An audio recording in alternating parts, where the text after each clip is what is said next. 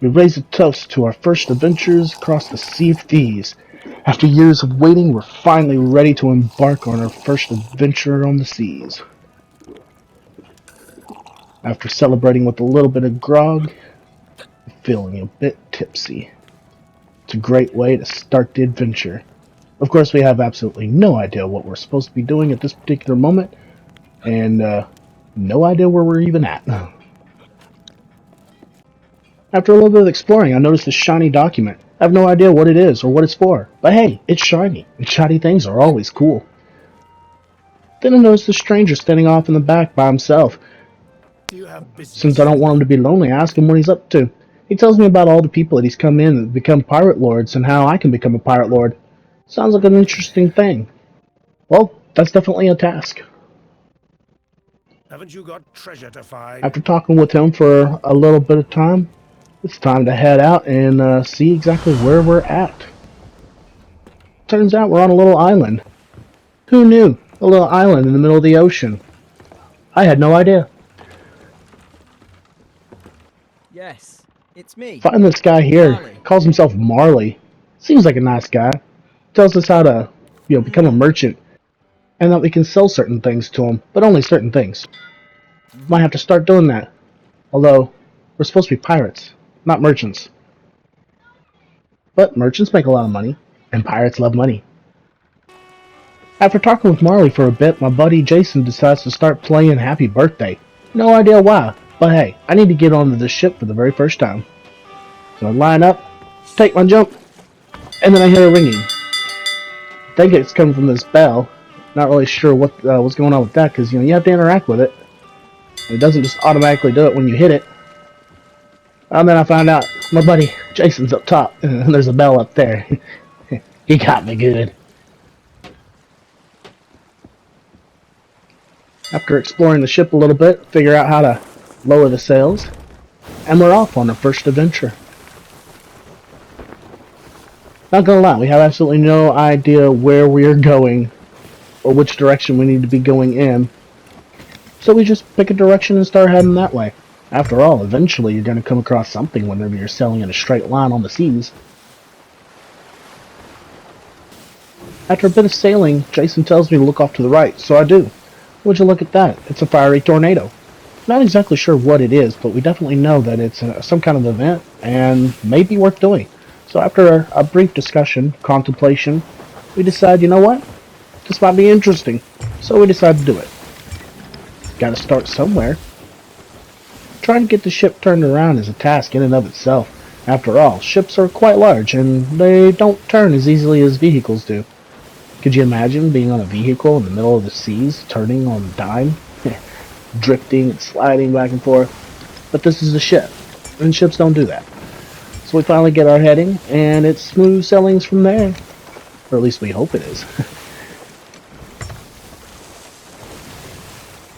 Jason decides to come up and tell me what a fine job I'm doing captaining the ship.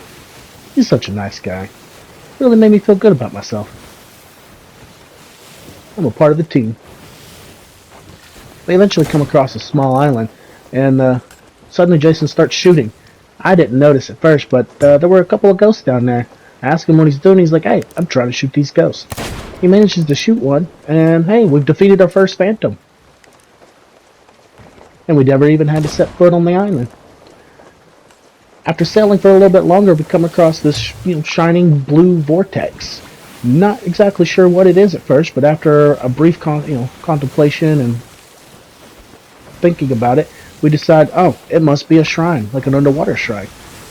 We really want to do it, but after we think about it for a moment, we don't want to get distracted from our current task, so we make a mental note to come back to it. After sailing for a little bit, we finally reach our destination, and when you know it, they're not happy to see us. They start firing cannons at us, but thankfully, they're not a very good shot, and each one of them, as you can see, misses.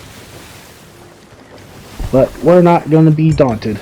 Let them fire at us. As long as they're not hitting us, we're just going to keep going. Now, this is officially our very first island to have ever come across. And, yeah, we're coming in a little fast. We begin to panic a little bit, thinking that we're going to end up ramming it. But Jason decides to drop the anchors, and amazingly enough, we end up making an exact stop right where we need to go. It's pretty cool. We're currently in safer seas, so we know we're not going to encounter any other players, but hey, we don't want to develop bad habits. So we get everything set and ready to go in case we need to make a quick getaway. After deciding that we're both ready, we've got all of the supplies and everything that we need, we jump overboard. Time to take on our very first challenge. As we approach, we notice that there's some kind of ritual going on, and this lady just appears out of a shower of bones exploding. Talk about a grand entrance. This lady certainly knows what she's doing. Her name is Red Ruth. Not exactly where she gets the name Red from. Oh, perhaps it's because she throws fireballs. Well, she's supposed to be the boss of this area, and so it's our task to take her down. Show her who the real bosses are. She's not exactly an easy person to take down either. We slash at her, we stab at her quite a bit, and in response, she summons some skeletal minions to help her out, and then covers the whole area in a fog of dust, or maybe it's just fog. It's hard to tell. All I know is it's not easy to see.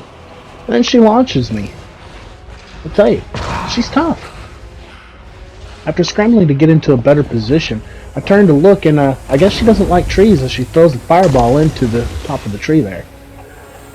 Well, since slashing her with our swords didn't seem to be working too much, we decided to start shooting her.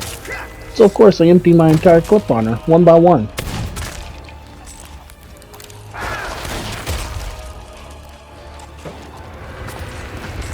Really doesn't seem to have a whole lot of effect on her. She continues to summon more minions. At this point it feels like I've destroyed probably 100 skeletons. But no, it's only been like 4. And then 5. But hey, we're making progress.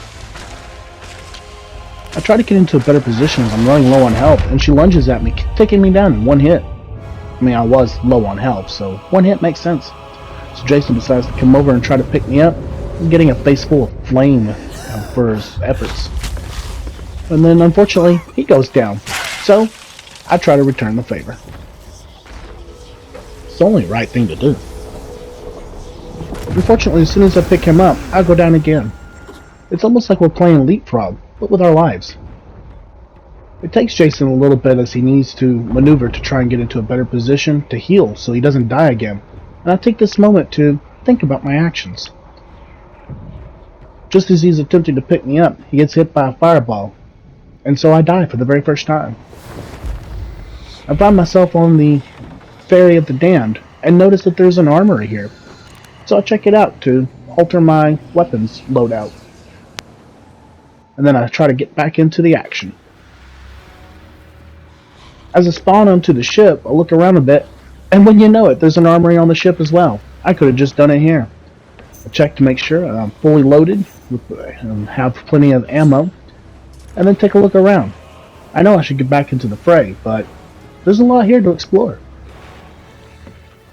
We'll look around the ship a little bit to make sure that everything's okay and not damaged. Everything seems to be in order. Unfortunately, Jason has just died as well, so he spawns back in. And then I have a great idea. Why don't we use the cannons to shoot her? With the little bit of damage that we've been doing with our guns and swords, surely the cannon will be doing a whole lot more damage than that. We just have to position her right there in the opening, and then open fire. It's a win-win.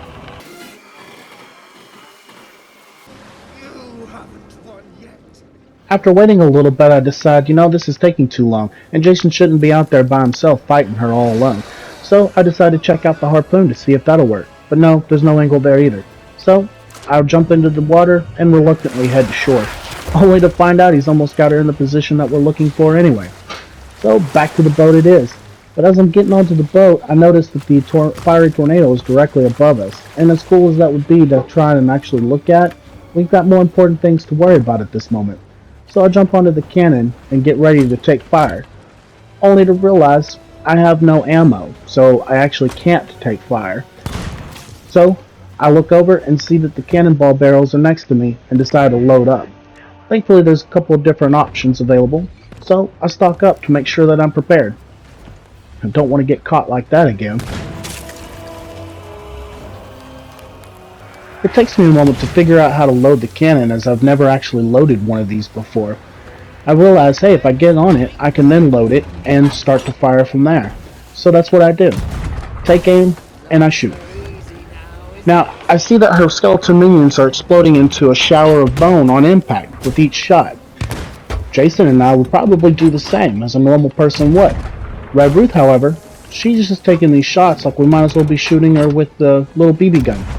Or perhaps a dart.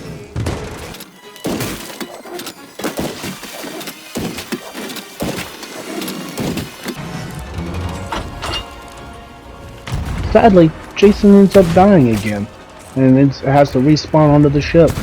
And it's at that moment I realize I've just fired my last cannonball, so now I have to restock up. Now we can only hold 10 cannonballs at a time, so I just fired 10 cannonballs at this lady, and she is still going. If this had been me and Jason, we would have been dead after the first, maybe the second. Now she's getting even closer since we're both onto the ship. It's getting harder to get a good angle on her. After all, the cannons can only lower so far. But at the moment, still able to hit her. So I keep going.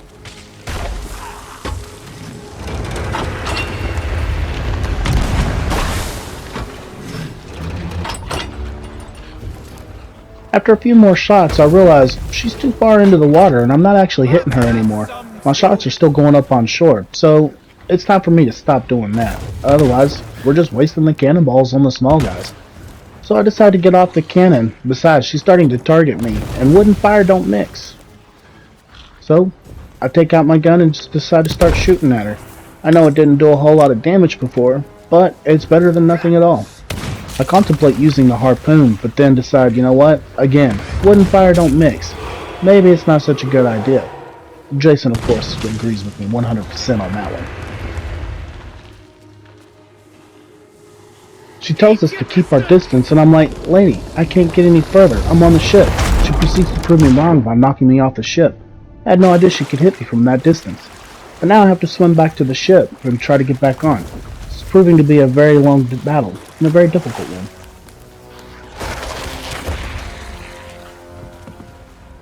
I see that she's gone back into a good position, so I get back on the cannon and open fire. I really hope this is doing as much damage as I think it is. How crazy would it be if it's not even doing any more damage than the guns were? For a moment there, I kind of lose track of where she is, and then I realize, oh wait, she's still right there in the opening. All the dust being blown up from the cannonball fire, it's really getting hard to see. After loading another cannonball, we decide, you know, this may not be such a great idea after all. We've wasted a lot of cannonballs on her, and we may need them in case we encounter a skeleton ship later on. So I proceed to jump off and get into the fray. But of course, as soon as I get up and I fire my shot, she sets me on fire. She really seems to love setting things on fire.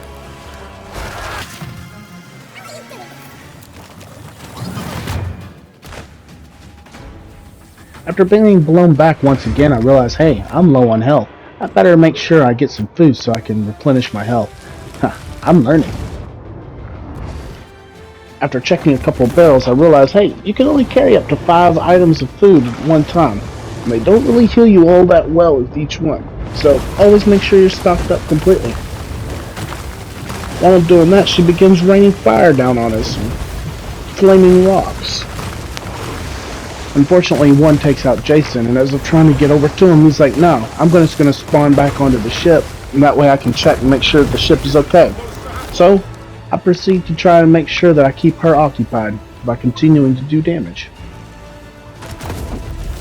It's not a lot of damage. Fire and knockback are two favorite things. You know, I would say she's a one-trick skeleton lord, but she has done like 4 different things now. So I guess she's a 4-trick skeleton lord. Now I know that sword lunges do more damage than regular slashes, so I attempt to do that a couple of times. But then I get a face full of fire and have to go rush to put myself out. Again, fire. One of her 2 favorite things. I noticed that something's flashing on the ground, decided to go check it out to see what it is. Turns out it's an ammo pouch. So, why not pick it up? I could definitely use the ammo. I'm not sure if one is needed or both, so I grabbed them both just in case.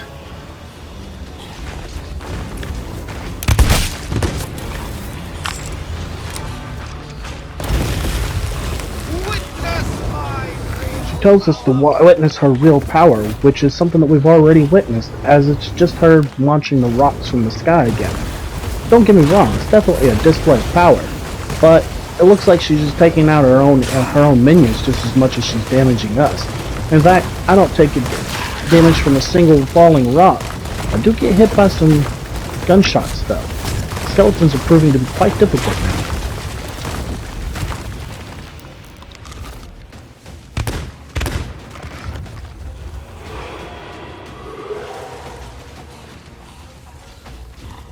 I decided to try to use a lunge attack to kill these skeletons since they're shooting me with guns. It seems to be quite effective. This lady just will not die. Let's shake things up. She tries to launch us again, but thankfully there was stuff behind me, and so I didn't get launched. Still hurt, but at least I didn't go flying. I noticed a chicken leg on the ground, so I decided to pick it up. Unfortunately, it's not cooked. Poor thing must have got caught during one of her blasts, but I guess the blast wasn't enough to cook it too. Which is quite unfortunate, as I'm sure it would have been quite delicious. This battle has been going on for quite some time. We're beginning to question how long it's going to take, or if we're even actually doing any damage to her. This is the beta after all, and while things should always run smoothly, unfortunately it's not always the case. But just as we're beginning to question these things, Jason gets the final shot, and we get the notification that we've finally defeated the Ashen Lord. We take a moment to celebrate our triumph, as that was a very long and grueling match. I examine her skull for just a moment, and then decide to pick it up as it looks quite interesting. A little bit flamey. After playing with it for a moment, I start to hear some sounds, and I look up, only to see a chest explode. I tell Jason about the exploding chest, and show him that we can now breathe fire too, with the skull. Neither one of us realized that exploding chest is going to present quite a challenge in just a little bit. After picking up a few gold pouches, I decide it's time for me to start helping collect all the loot on this island. After all, after that long, hard battle, we deserve all this treasure.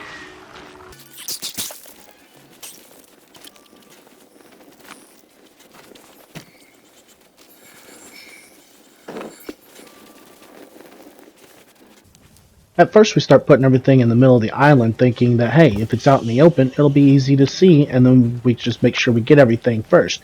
But then I think, you know what? If we put everything on the shore, then we can just harpoon it from the ship all at once and not have to worry about carrying it back and forth. So we begin doing that.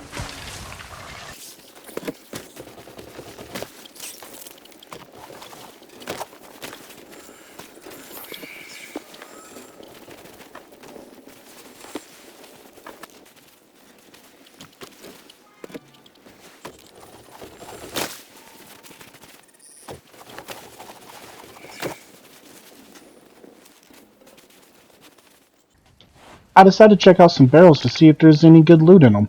This one has some food. So I go to grab it, and then remember, oh yeah, you can only carry up to 5 items. Which is very disappointing, as that means that it's going to make it more difficult getting back and forth to the ship to gather everything.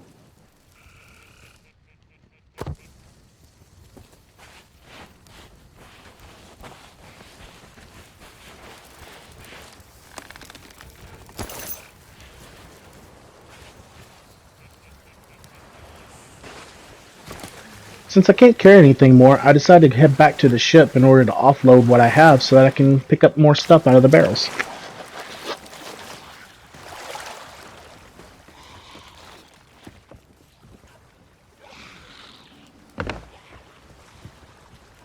I decided since I'm already here, might as well harpoon everything onto the ship. That way we've got everything.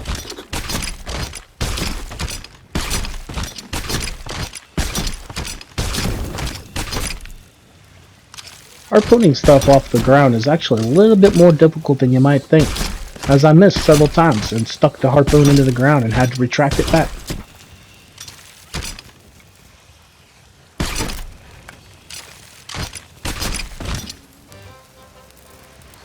But eventually, I ended up getting everything.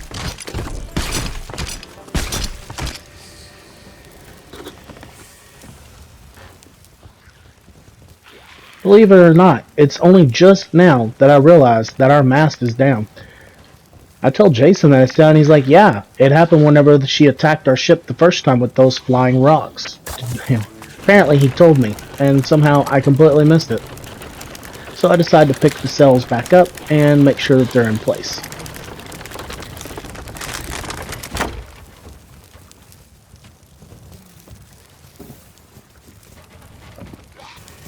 After offloading the stuff I had in my inventory at the bottom of the ship, I come upstairs only to discover that there's some noise, and I see that the rage chest is starting to glow and make sounds.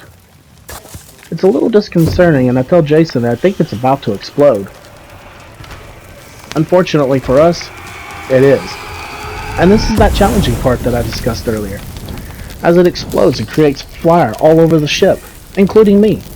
Of course, at this particular moment, I don't realize that I'm on fire. But then when I realize, I'm like, oh crap, I'm on fire, and start running around like a chicken with my head cut off. So I jump into the water to put myself out, leaving the ship to be burning.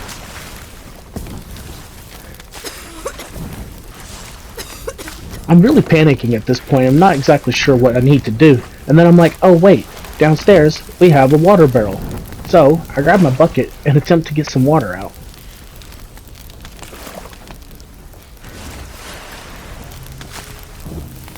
As we're trying to put the fire out, I'm like, you know what? I should move this chest of rage somewhere else before it explodes again.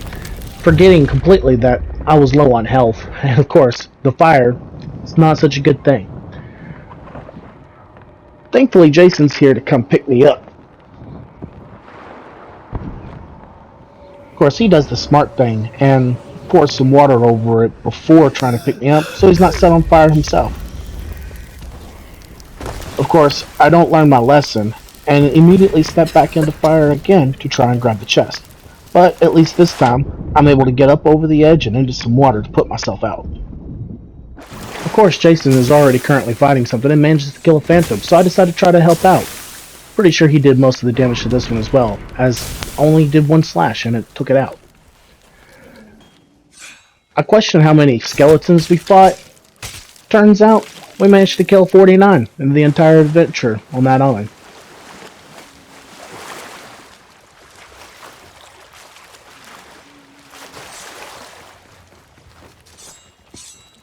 Well, with all of our loot plundered and back safely onto the ship, we decide it's time to head out. Everything's repaired, so we set sails.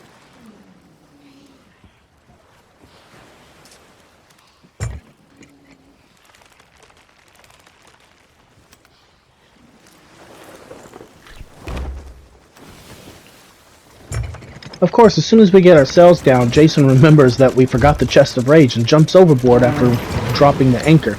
So I begin trying to turn the ship to try and wait for him to get the chest and come back. Only to then, of course, realize that we're now in range of the cannon fires from the towers. And now we have a hole in our ship. I, of course, begin to panic, and I'm like, why can't I raise the anchor? Well, turns out you have to actually be on the correct side in order to raise the anchor. Realism.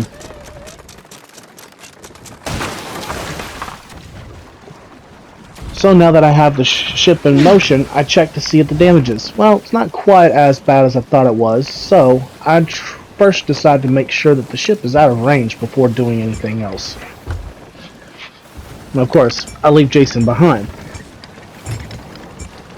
He says that it's okay because he's just going to go ahead and try to grab a mermaid in order to spawn onto the ship as soon as one spawns in. So I'm like, okay, I'll stop up ahead and I'll wait for you.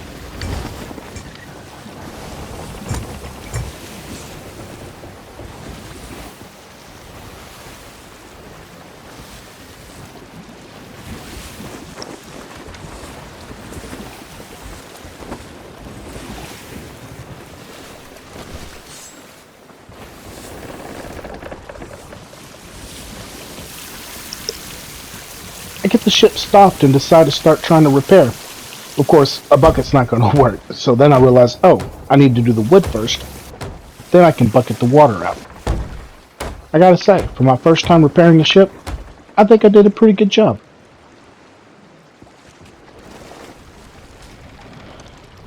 It's around this point that Jason realizes that if he uses the mermaid, it'll leave the chest of rage behind. And of course that defeats the entire purpose, so that's not gonna work. I continue to bucket out the water. Turns out it only took 3 buckets to finally get all the water out. I tell you, the bucket doesn't look big, but it carries a lot. We contemplate on what the best course of action is next. I'm like, well, just swim to the ship. He's like, what do you mean swim to the ship? It's too far out. It's at that point I realize, oh, I went a lot further out than I knew. But I'm worried about getting too close to those towers. He says, hey, just keep moving. I'll grab the boat as it passes by, and we won't have to worry about the towers. So I decide to trust him on this, and I try to turn the ship around to get back over to him.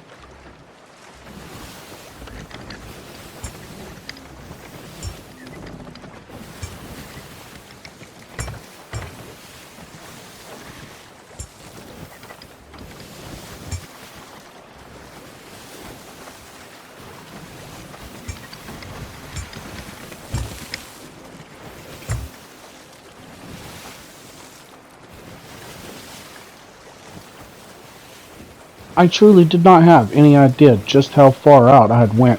I was in such a panic. All I knew was get away. Well, just like he said, Jason manages to grab hold of the ladder and pulls himself up with the chest of rage. And we were nowhere near the fort. I had no idea he managed to swim that far out as well. On our way back to the port to try and sell all this loot that we just got, we come by that shrine again, and I'm like, hey, we really should try it out. Of course, Jason makes the smart decision and says, no, we'll come back to that later. We need to get rid of this chest of rage first, because if we're down there and it's up here, our ship will be sunk before we ever get done. Smart man. And of course, this was our very first adventure on the Sea of Thieves, with many more to come. Thanks for watching.